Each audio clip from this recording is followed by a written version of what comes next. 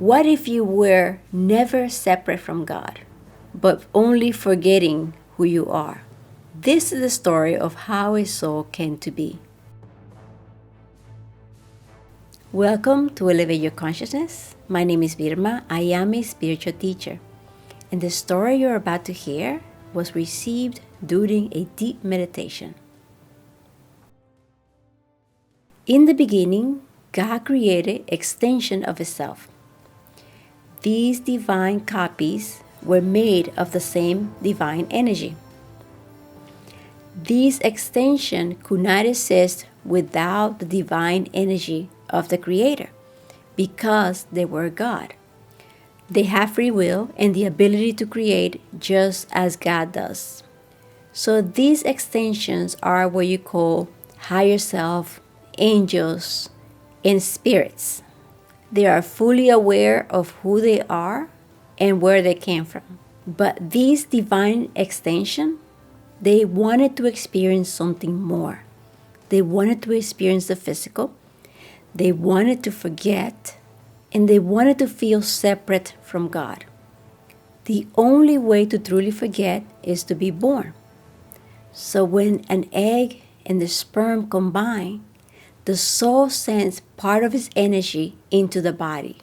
From that moment, life begins. And all lives that a soul will ever experience is planned way before reincarnation. And some souls chooses thousands of lives, and others chooses just 6, like myself. Once the energy enters the body, this is called a spirit, while your soul or higher self consciousness stays outside of your body. The brain acts as a receiver, connecting the body to higher consciousness, while the spirit inside the body completely forgets who it truly is. This type of forgetting is intentional. So during life, the spirit might do great good or terrible harm. It might not ever wake up spiritually, or it might wake up.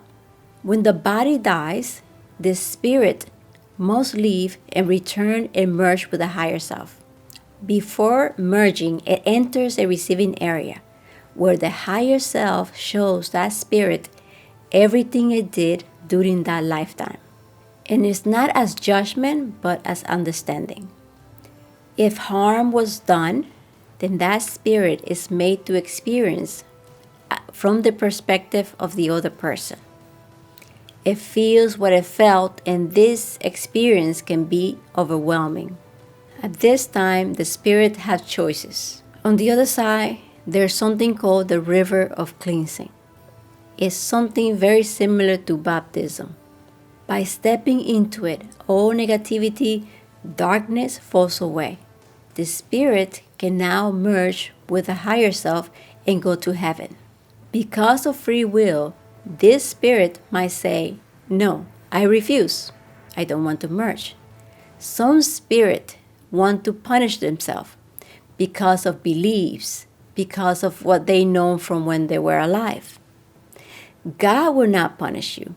Higher self will not punish you. So the spirit creates a reality where it can punish itself. This is based on imagination and guilt.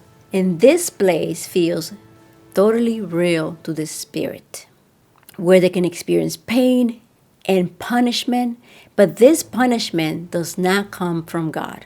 The spirit can stay in this place until it realizes this does not heal me, this is pointless. Once the spirit has had enough of punishment, it finally asks God for help.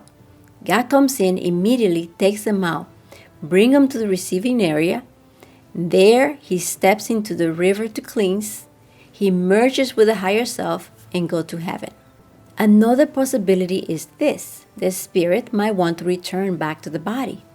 Is the body functioning? If the body is okay, then that spirit is allowed to go back into the body and live again. If the body is not functional and there's no way for that spirit to go back into that body because it's dead, then that spirit may choose to remain as a ghost.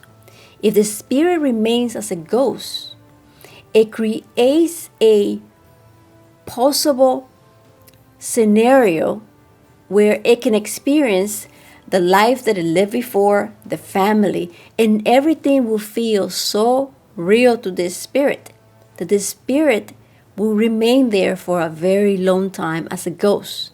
And the more it stays in this state of mind, the more the spirit forgets. Until finally, the higher self might come in and say, it's time to go. And the spirit will say, no, I don't want to go. An angel might come in and say, this is not real. You have to go. The ghost will say, this is real to me. Until finally, the ghost now starts to interfere with the living. Once it starts interfering with the living might call a medium. The medium has a light that a ghost senses. This light is very attracting for the ghost. The medium convinces the ghost that it's time to leave. It creates a portal, and the spirit is able to go to the other side. It gets sucked in like a vacuum, and it goes into the receiving area. If this spirit acquires additional negativity, then it has to go through the river and be cleansed of negativity, merge with the higher self, and go to heaven. In heaven, there are many roles. A soul can help the living, be a guide, create worlds, or simply stay in heaven until your next reincarnation. But to reincarnate, the rule is that you must forget. There are special cases like twin flames.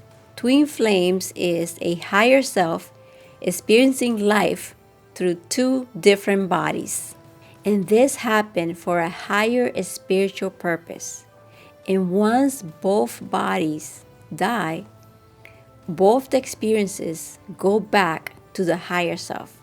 Eventually, after all experiences are complete, all lives have been lived, the higher self has only one desire, and that is to merge with the Creator. At that point, all free will is dissolved. All experiences, all memories go back to God because they were always part of God. You were never separate. You were God experiencing itself. You were made in God's image because you are a creative energy. You were never an individual. You were God having an experience as a soul, as a human, as an animal, as a plant, as everything there is.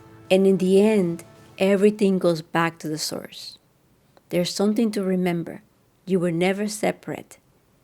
You were God having an experience. And remember that forgetting is the journey, and remembering is your way back home. If this resonated with you, don't forget to like, subscribe, and leave your comments below. See you next time. Bye-bye.